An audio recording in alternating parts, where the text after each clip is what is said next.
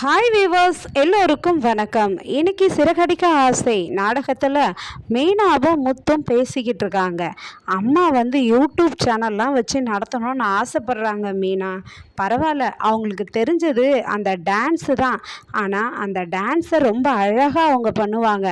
அதனால தான் போல இருக்குது யூடியூப் சேனலை பற்றி ஸ்ருதிக்கிட்ட விசாரிச்சுக்கிட்டு இருந்தாங்க. செய்யட்டும் மீனா, நல்லது தானே.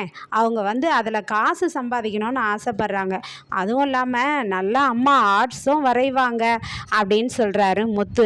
அதுக்கு மீனா சொல்கிறாங்க, ஏங்க ஆமாங்க, நான் கூட நினச்சேங்க இந்த யூடியூப் சேனலை பற்றி அப்படின்னு. மீனா, நானும் நினச்சேன் மீனா, நீயும் நினச்சியா? அப்போனா நீ கூட பூ கட்டுற இல்லை மீனா, அதனால் அந்த பூ கட்டுறதெல்லாம் நீயும் போடு அப்படின்றாரு முத்து.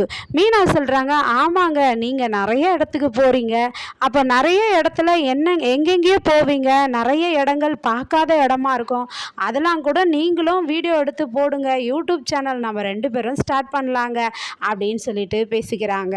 அதுக்கப்புறமா ரோகிணியை பார்க்கறதுக்காக மனோஜ் போகிறாரு. மனோஜ் போனதும், பரவாயில்ல மனோஜ், நீ இப்போவாவது என்கிட்ட நேரடியாக வந்தியே பார்க்கறதுக்காக, ஏன் சந்தோஷ் கிட்ட தானே காசு கொடுத்து அனுப்புவேன், என்னாச்சு இப்போ அவரு அப்படின்னு சொல்லிட்டு கேட்குறாங்க. அவன் உன்னை பார்த்தாவே பயப்படுறான் ரோகிணி அப்படின்னு சொல்கிறாரு. வாங்கினது அவருக்கு பத்தலை போல இருக்கு, அதனால் அந்த ஞாபகம் அடிக்கடி வந்துக்கிட்டே இருக்கு போல இருக்கு என்னை பார்க்கும்போது, அதனால தான் பயப்படுறாரு அவரு, கொடுத்த அடி அப்படி இல்லை அப்படின்னு சொல்லி பேசுகிறாங்க. பேசும்போது, இங்கே பாரு மனோஜி, நீ என்ன பண்ணுற, நீ இது மாதிரி என்னை நீ உண்மையாகவே நேசிக்கலையா, திரும்பவும் நீ மாறிட்டியா அப்படின்னு கேட்குறாங்க. இல்லை இல்லை ரோகிணி, நான் வீட்டுக்கு போகிறேன் அப்படின்றாரு. வீட்டுக்கு போகிறதெல்லாம் இருக்கட்டும், நான் இன்னைக்கு சமைச்சு வச்சுருக்கேன், நீ சாப்பிட்டு போ அப்படின்றாரு சொல்கிறாங்க ரோகிணி. அதுக்கு மனோஜ் என்ன சொல்கிறாருன்னா, இல்லை இல்லை அம்மா வீட்டில் சமைச்சு வச்சுருப்பாங்க, நான் அங்கே போய் சாப்பிட்டுக்கிறேன் அப்படின்னு சொல்கிறாங்க.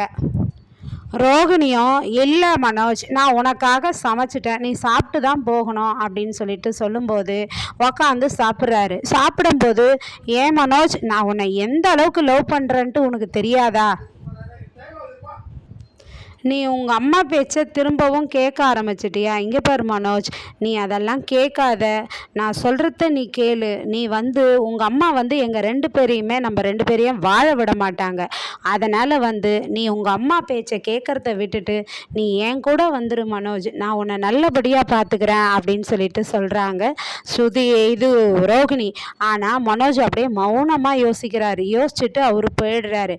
போயிட்ட பிறகு இந்த நீத்து என்ன பண்ணுறாங்க, ஸ்ருதியையும் ரவியும் பிரிக்கிறதுக்காக ஏற்கனவே ஸ்ருதியை ஒன் சைடா லவ் பண்ண பழைய லவ்வர் இருக்கான், அவனை போயிட்டு தேடி கண்டுபிடிச்சி அவனை வர வைக்கிறாங்க. ஹோட்டலில் சந்திக்கிறாங்க. சந்திக்கும் போது அவர் கேட்குறாரு அறிமுகமாயிட்டு, நீங்கள் எப்படி என்னை பற்றி தெரியும், நீங்கள் என்னை வர வச்சுருக்கீங்க, ஆனால் எனக்கு உங்களை தெரியாதே அப்படின்னு சொல்லும்போது அப்போ நீத்து என்ன சொல்கிறாங்கன்னா, என்ன தெரியலன்னா என்ன, உங்களுக்கு தான் ஸ்ருதியை தெரியும்ல அப்படின்னு சொல்லிட்டு சொல்கிறாங்க. ஸ்ருதியை தெரியும், ஆனால் நீங்கள் அப்படின்னு, அதெல்லாம் வேண்டாம், ஸ்ருதியை தெரிஞ்சால் போதாதா, ஸ்ருதிக்கு தெரிஞ்சவங்க தான் நான் அப்படின்றாங்க. சரின்ட்டு, ஸ்ருதி ஞாபகம் இருக்கா இல்லையா அப்படின்னு கேட்கும்போது அவர் உடனே மீனாவை வச்சு அவங்க அவரை அடித்தாங்க ஒரு நேரத்தில், அதனால் அதை நினச்சி பார்க்குறாரு. எப்படி மறக்க முடியும், ஒரு லேடியை வச்சு என்ன தான் அவள் அடித்தாலே, அதை என்னால் மறக்கவே முடியாது அப்படின்னு சொல்கிறாரு. அப்போ நீத்து என்ன சொல்கிறாங்கன்னா, அதாவது அந்த ஸ்ருதி மேலே கோவமாக இப்போவும் இருக்கீங்களா நீங்கள், அவங்கள நீங்கள் பழி வாங்கணும் அப்படின்னு சொல்லிட்டு, அந்த ஸ்ருதியும் அந்த ரவியும் பிரிச்சாக்கா ஸ்ருதி உங்களுக்கு கிடைப்பா அப்படின்னு சொல்கிறாங்க நீத்து.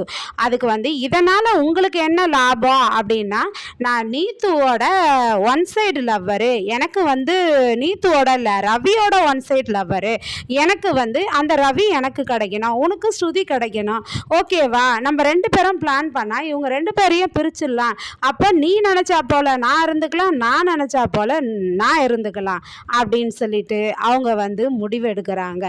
நாளைக்கு நீத்து என்னென்னலாம் சூழ்ச்சி பண்ணுறாங்கன்றத ஸ்ருதியுடைய வாழ்க்கையில் பார்ப்போம். நன்றி, மீண்டும் தொடர்க, பாய்.